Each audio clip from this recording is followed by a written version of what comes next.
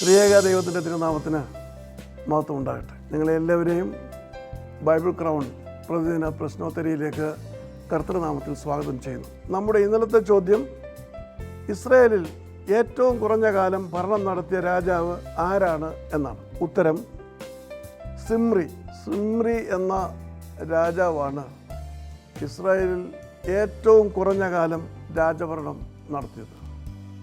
1 രാജാക്കന്മാർ 16-ാം അധ്യായം 15-ാം വാക്യത്തിൽ അത് കാണുവാൻ കഴിയും. സിമ്രി രാജാവായിരുന്നത് 7 ദിവസം മാത്രമായിരുന്നു. അവൻ തിർസ എന്ന പട്ടണത്തിലാണ് രാജാവായിട്ട് അഭിഷേകം ചെയ്ത് ഭരണം ആരംഭിച്ചത്.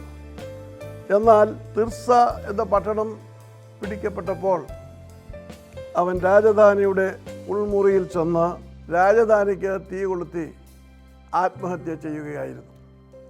അവൻ്റെ ഭരണകാലം വെറും 7 ദിവസം മാത്രമായിരുന്നു. ഇന്നലത്തെ വിജയി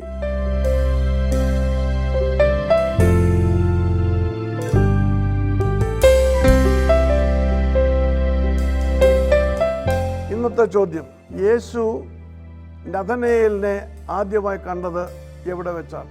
യേശു നഥനയേലിനെ ആദ്യമായി കണ്ടത് എവിടെ വെച്ചായിരുന്നു? അതിവേഗം ഉത്തരങ്ങൾ അയയ്ക്കുക. നിങ്ങൾക്ക് ഏവർക്കും ഒരു ശുഭദിനം ആശംസിക്കുന്നു. ദൈവം നമ്മെ അനുഗ്രഹിക്കട്ടെ. താഴെ കൊടുത്തിരിക്കുന്ന വാട്സാപ്പ് നമ്പറിൽ നിങ്ങളുടെ ഉത്തരങ്ങൾ അയയ്ക്കുക.